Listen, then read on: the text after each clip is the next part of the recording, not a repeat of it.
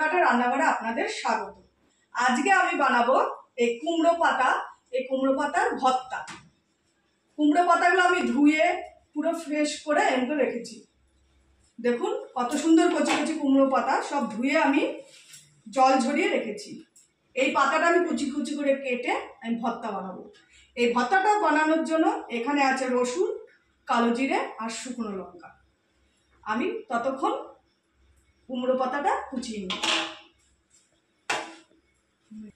দেখুন বন্ধুরা, আমি ছুরি দিয়ে কুমড়ো শাকগুলো কেটে নিয়েছি। এবার আমি এখানে কড়াইতে গরম জল বসিয়ে দিয়েছি, তাতে দিয়ে দেব অল্প একটু পরিমাণ লবণ এই গরম জলে। তারপর দিয়ে দেবো কুমড়ো শাকগুলো, একটু ভাপিয়ে নেব।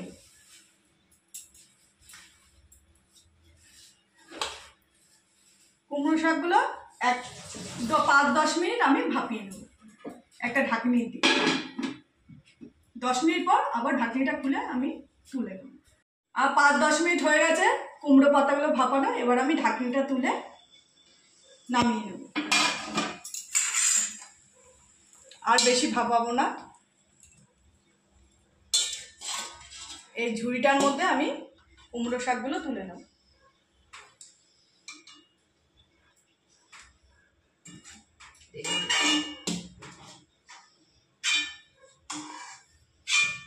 দেখুন 1 প্লেট কুমড়ো শাক আমি ভাপাতে দিয়েছিলাম, কয়টুকু হয়ে গেছে।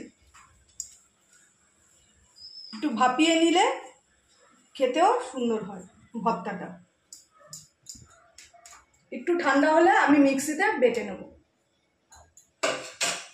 তেল দিয়ে দেবো ভর্তাটা নাড়ার জন্য। তেলটা ততক্ষণ গরম হোক, আমি ভর্তাটা বেটে নেব।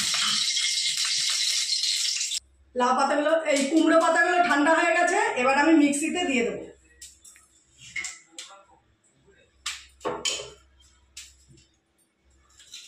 এবার দিয়ে দেবো শুকনো লঙ্কা। এবার দিয়ে দেবো রসুন আর কালো জিরে দিয়ে দেবো এর মধ্যে। আমি ভর্তাটা আজকে মিক্সিতেই বাটবো।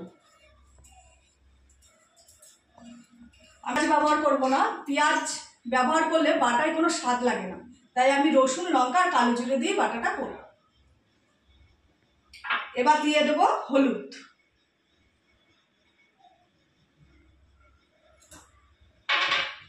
এবার দিয়ে দেবো 1 চামচ লবণ।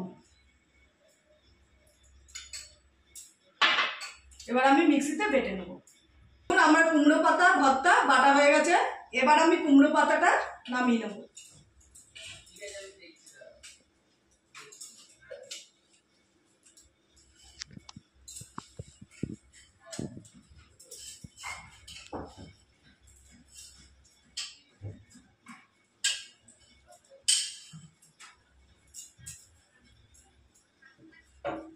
এবার এটা আমি গরম তেলের মধ্যে নেড়ে নেব।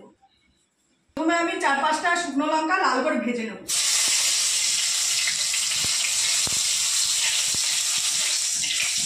আর 4-5টা শুকনো লঙ্কা লাল করে ভেজে নিয়েছি। এবার আমি তুলে নেব। এবার আমি ওই তেলেই দিয়ে দেবো কুমড়ো পাতা বাটা।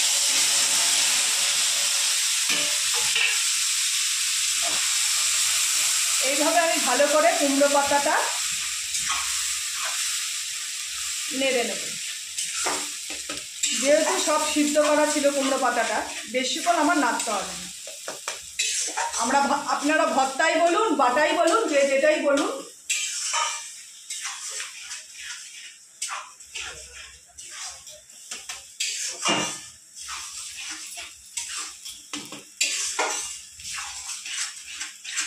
ভর্তায় একটু চিনি দিয়ে দেবো। কুমড়ো পাতার ভর্তা বা বাটা যে যাই বলে থাকুন, একটু যদি মিষ্টি মিষ্টি ভাব না হয় বাটাটা খেতে ভালো লাগে না। আর যারা খান না তাদের না দিলেও চলবে।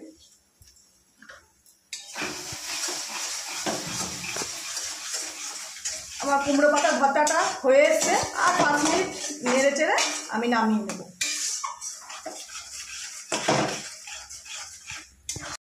কুমড়ো পাতার ভর্তা হয়ে গেছে। এবার আমি তুলে নেব প্লেটে।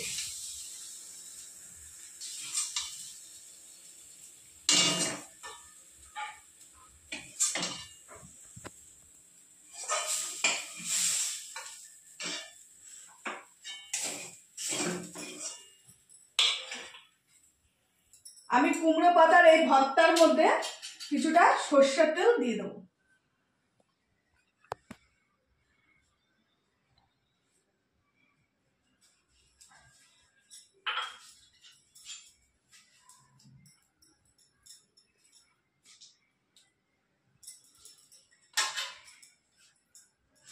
এবার দিয়ে দেবো লেবু সাইডে।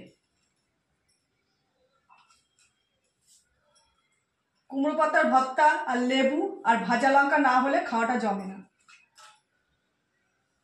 এরকম গরম ভাতের সাথে এরকম ভর্তা হলে আর কিছু লাগে না, এক থালা ভাত খাওয়া যায়।